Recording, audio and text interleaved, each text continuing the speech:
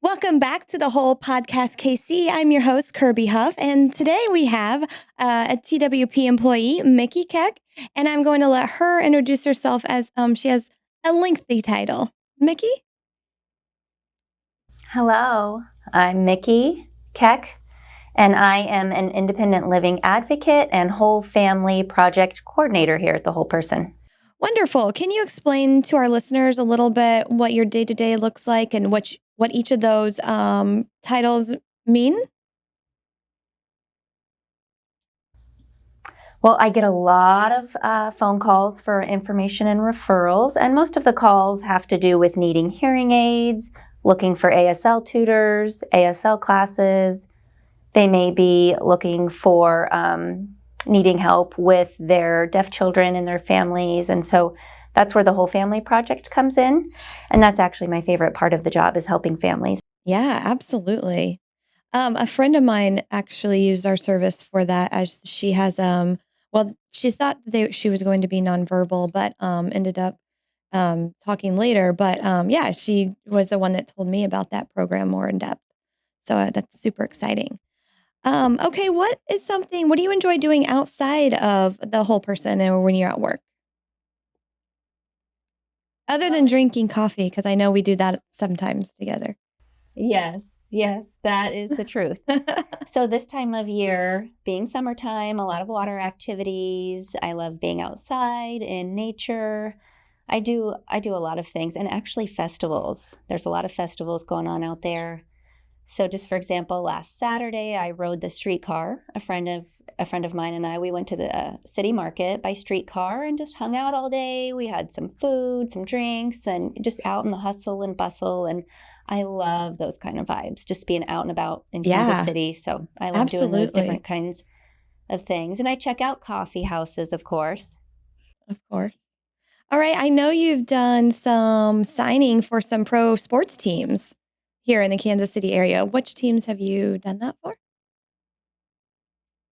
Okay. So the KC Current women's soccer team. And then for a long time, I have done it for Sporting KC. And then for the Kansas City Chiefs, I've done it one time. So yeah, the Chiefs, the Current, and Sporting KC. And it's signing the national anthem. Awesome. Do you enjoy sports, or do you just like doing the signing portion? Oh, I'm a diehard Chiefs fan. Wonderful. Okay. I know you wear Chiefs stuff. Yeah, there is a deaf women's league. And so I think it's been the same group for like 7 years now. And it's been a really fun group to be a part of. So yeah, I love football. And I was a Kansas City Chiefs fan before Patrick Mahomes joined. So I feel like we have to make that known, since now I feel like there's more people that are more involved now that we have that. So what challenges do you face on a daily basis?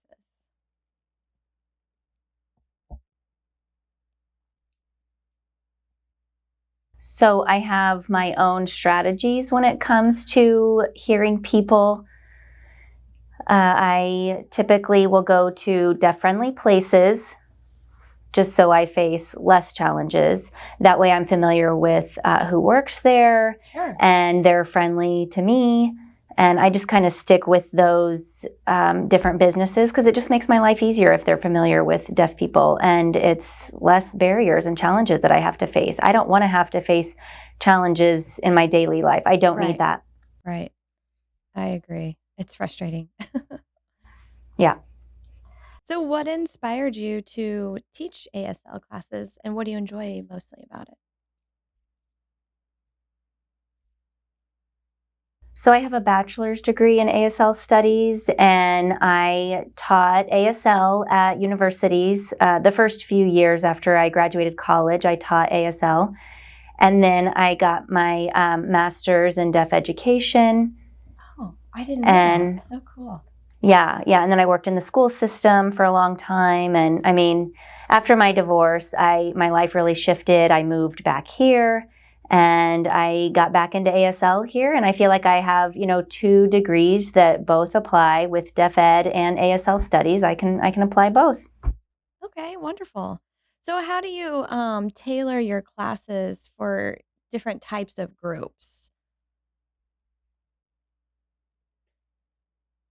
So I refuse to allow the classes to cost too much. And, I want everybody to have an opportunity to just learn basic I love ASL. There are people with hearing loss in the class. There are grandparents that maybe have deaf grandchildren. There are different people that work in different fields. So I just want everybody to learn basic ASL, and I want them to build confidence with ASL. A lot of people think, that, oh, I can't learn it. I'm too fearful to take it. I just want them to feel comfortable. I have Sure. several that take ASL. They feel like they have enough of a foundation where they can then go on to Johnson County Community College and take it for credit. Okay. And a lot of times I'll have instructors at JCCC that come to me and say, your students have a really great foundation and they're ready to move on here. Wow. Well, I mean, I can't say I'm surprised. I know you're amazing at your job. So do you have an example of an impactful story while teaching ASL?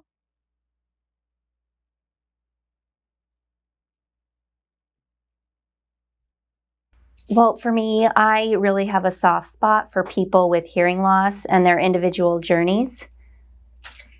I know that it's a difficult journey for them experiencing hearing loss. And at the same time, they're teaching me. I mean, I'm learning from them about their journey. I Sure. was born deaf. I grew up, in the deaf world. And so they are experiencing hearing loss at different ages. There's one person at the age of 25 that lost their hearing. We have infants, maybe somebody in their 40s, and they're trying to learn ASL. And they do face a lot of challenges in their own individual worlds. Sure, I can There's only imagine. one person that, they may want cochlear implants. Another person may want a hearing dog. So I'm just here to support their journeys, whatever it may be.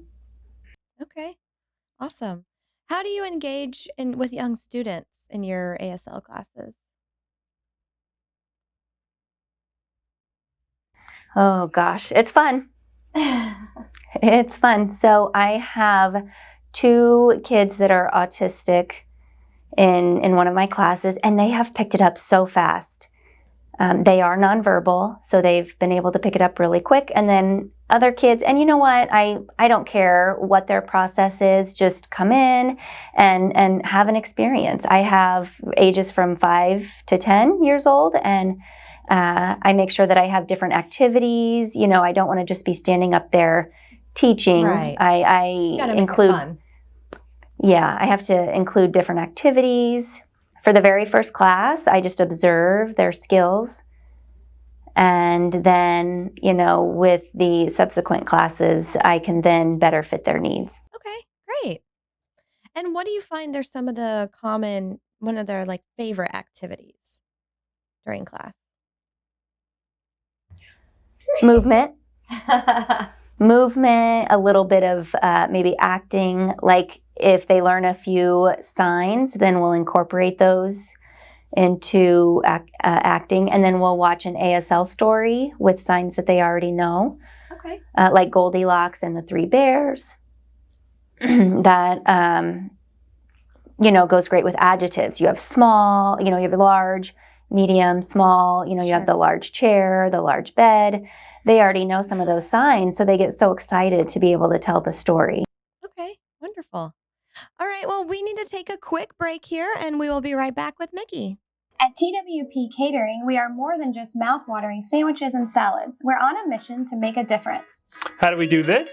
By empowering individuals with disabilities to learn essential cooking skills through our Employabilities program. Every bite you take supports a brighter future for someone striving to be more competitive in the job market. TWP Catering, where every sandwich, salad, and dessert serves a purpose.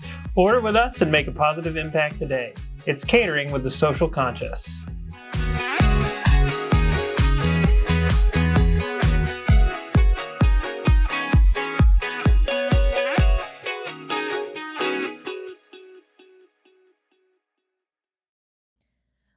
Welcome back to the whole podcast, Casey, and we're going to continue here with Micki. Okay, Micki, how do you advocate for yourself in your personal life for deaf culture? Good question. We do have to remember that I come from a deaf family, so I am a fourth generation deaf person. My great grandparents were deaf, my grandparents were deaf, my parents are deaf. So all throughout our family, I have been taught how to advocate for myself. Well, and you have to. Let's talk about what was it like hosting your sipping and signing event? Sure. It all actually started with the caffeine crawl. And so I went to different coffee houses and I saw that I had run into an old boyfriend. We signed up and we got tickets. And so we started visiting different coffee houses. And I went to the Blip Roastery, which was an old local owner.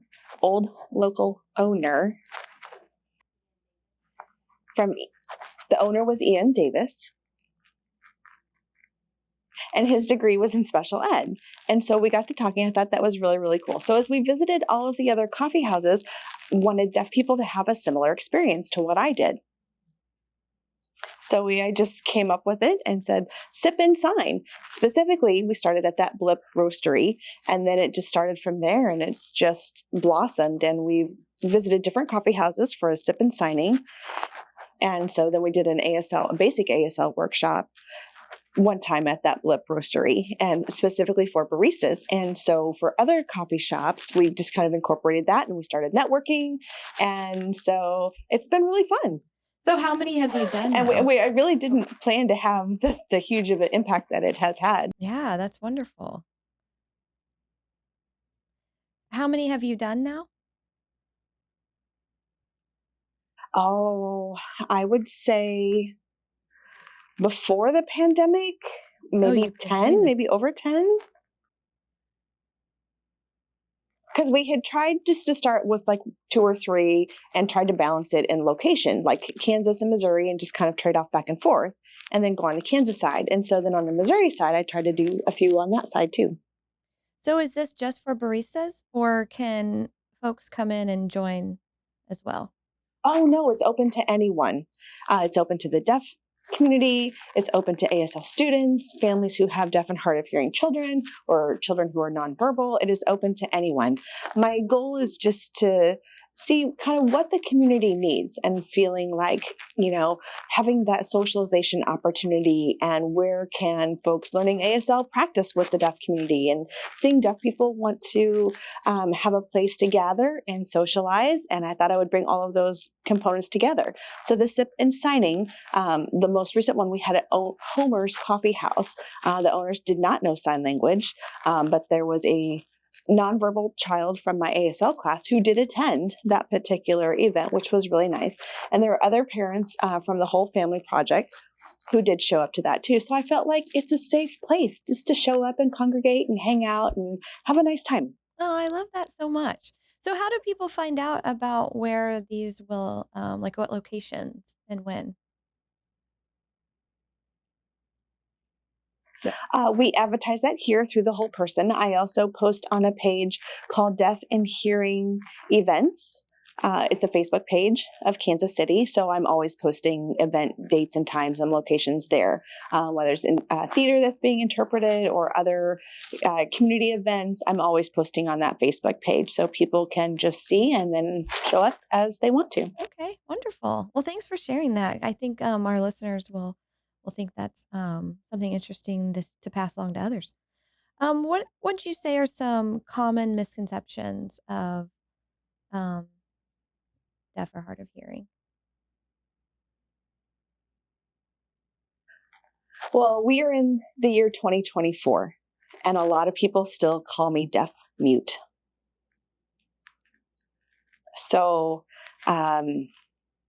just to kind of summarize, I would rather deal with people who are ignorant and don't know what they don't know.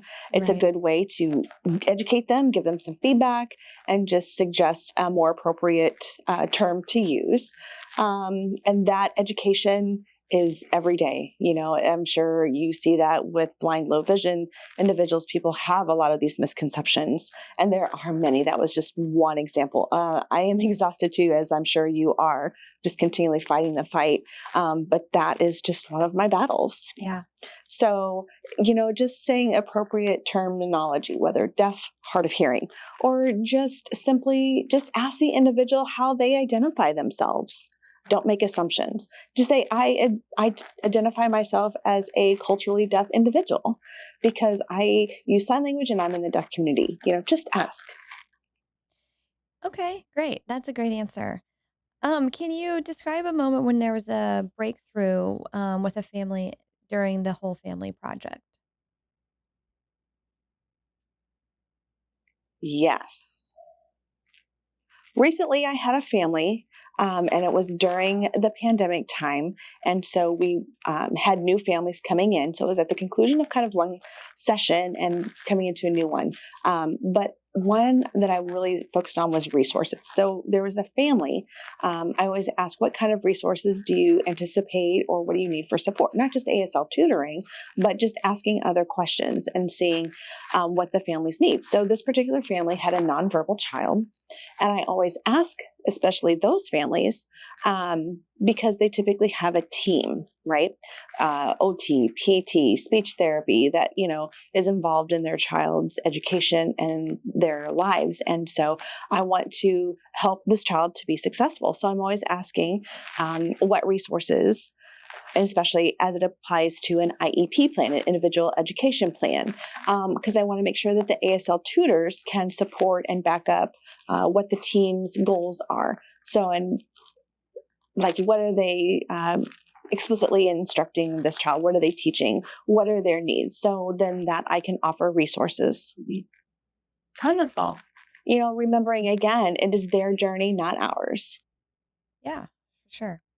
So how do you keep your classes fun and engaging for all ages? Um, like I said, I had taught ASL classes in the past, and I have always had a lesson plan. Yes.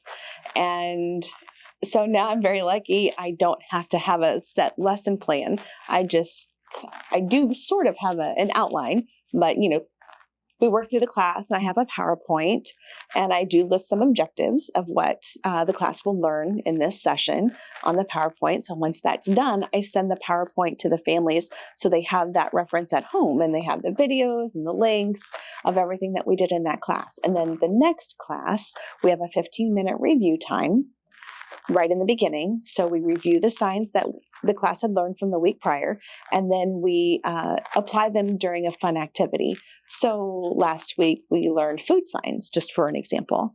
And so we reviewed the food signs, and then we played ASL Cafe. And so we had 2 or 3 tables set in the room, and we had menus on every table, and the person became a server. And so they had to sign and ask every person at the table what they would like to eat, what they would like to drink. And then the individual seated would look at the menu and then sign their food preference or choice. And then so we do a learning session and then an application portion. That's awesome. I love that. I'm sure it's kind of different for each group that comes in as well. Oh, yes, definitely.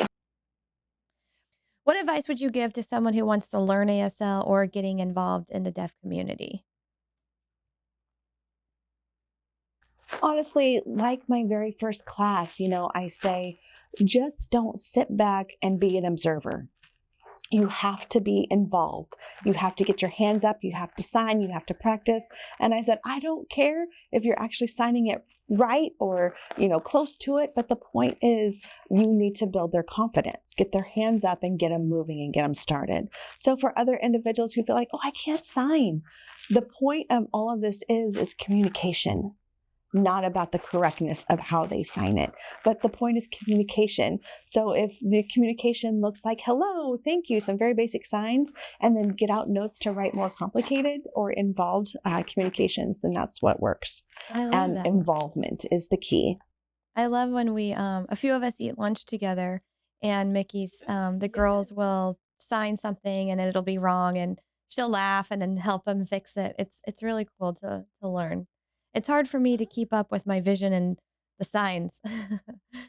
That's all the questions we have. But was there anything else you wanted to add to the interview? No, No. well, I did want to make sure, and knowing that it's not just the whole family project coordinator of what I do here, but it's deaf services and trainings for workshops, and the deaf cultural awareness training and basic ASL workshops. And those take me all throughout the community at different locations, and ASL classes too. In the Kansas City area is interested in having you coming and doing a workshop, they can reach out to you here. Is that right? Yes, absolutely. Wonderful. At this, and even at their place of business, we can hold classes at the KC Public Library. We can do deaf awareness training at different locations. The basic ASL workshops, can have in your companies, such as like a Trader Joe's. We did a class there where there was a worker who recognized they had a deaf customer that frequented their store, and so they wanted to have their coworkers learn some basic signs. So we signed up and took a class there and said, hello and welcome, hi, can I help you, those types of things, or get out a piece of paper or text back and forth on their phone. Yes, that's wonderful. Awesome. I love that they got involved noticing and being aware. Yes. Awesome. Well, thanks so much for being here with us today, Micki. We really appreciate your time. That was very educational. I believe our listeners will really enjoy that. So if someone was interested in having a workshop, what's the best way to contact you? They can certainly email me and at the links for specific information of whatever they're interested in. Okay. And what's your email address? mkeck at thewholeperson.org. Awesome. And so also if you go to the whole person website, you can click a link and find deaf services training workshops. And then once you open that, you'll have two options, either deaf cultural awareness or a basic ASL workshop. And you can choose whichever one you want. Awesome. Wonderful. Thanks so much for sharing that information. And again, thanks for being here with us today, Micki. All right. My pleasure. So for our upcoming events, as always, we have our bowling at KC Bowl in KCK. We do have our ADA celebration coming up here at the Whole Person. That will be on July 26th. Starting at 11:30, we'll have food and games and prizes. And of course, our Big Deal Classic tournament is coming up on Sunday, August 18th, and that's at Chicken and Pickle in Overland Park. If you're interested in sponsoring or playing, we're going to have pickleball and cornhole tournaments that day, and you can go to thewholeperson.org/bigdill. Hope to see you there.